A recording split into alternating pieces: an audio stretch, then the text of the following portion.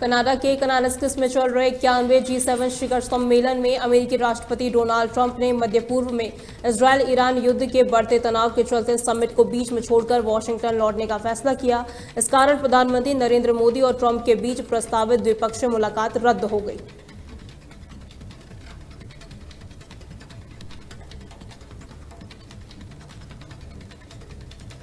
San Francisco से मुंबई आ रही air India की फ्लाइट में तकनीकी खराबी आ गई, जिससे सुरक्षा के लिहाज से विमान को कोलकाता डाइवर्ट किया गया, जहां सभी यात्रियों को सुरक्षित उतारा गया है।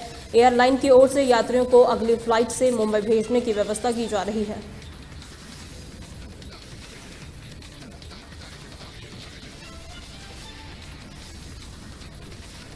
ईरान और इजरायल के बीच बढ़ते सैन्य तनाव में पाकिस्तान ने सुरक्षा कारणों से ईरान के साथ अपनी हवाई और जमीनी मार्ग अस्थायी रूप से बंद कर दी है। सरकार ने यह कदम क्षेत्रीय हालात को देखते हुए उठाई है।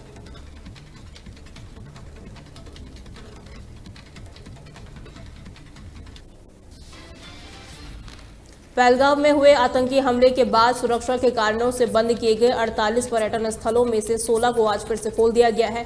जम्मू कश्मीर के उपराज्यपाल मनोज सिन्हा ने इस निर्णय की घोषणा की। हालांकि हमले के बाद पर्यटन क्षेत्र में भारी गिरावट आई थी, जिससे स्थानीय अर्थव्यवस्था पर प्रभाव पड़ा है।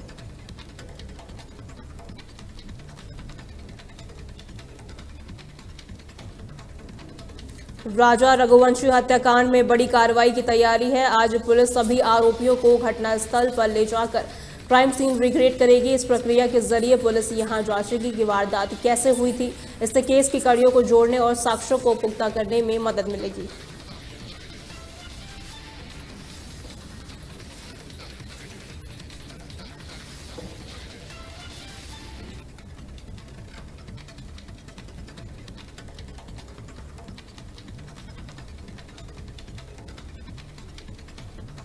G7 समिट के दौरान अमेरिका और ब्रिटेन ने आपसी व्यापार सहयोग को बढ़ावा देने के लिए एक महत्वपूर्ण दस्तावेज पर हस्ताक्षर किए हैं।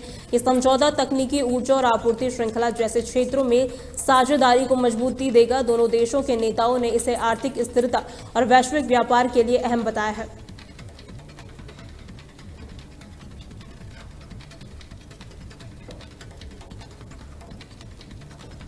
प्रधानमंत्री नरेंद्र मोदी आज कनाडा के कनालिस्किस में हो रहे G7 शिखर सम्मेलन में भाग लेंगे। प्रधानमंत्री मोदी ने इस अवसर पर कहा कि प्रौद्योगिकी का उद्देश्य रचनात्मक होना चाहिए, न कि विनाशकारी।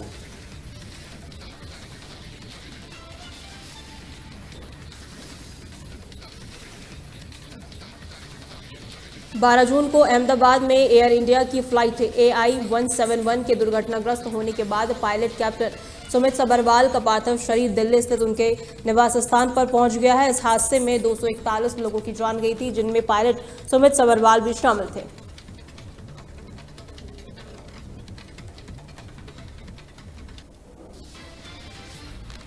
कांग्रेस नेता प्रियंका गांधी के पति रॉबर्ट वाड्रा को प्रवर्तन निदेशालय ने आर्म्स डीलर संजय भंडारी से जुड़े मनी लॉन्ड्रिंग मामले में आज पूछताछ के लिए बुलाया है। इससे पहले वाड्रा ने स्वास्थ्य कारणों का हवाला देते हुए 10 जून को ईडी के समक्ष पेश होने से इनकार कर दिया था। हालांकि ईडी ने उन्हें 17 जून को फिर से समन जारी किया है।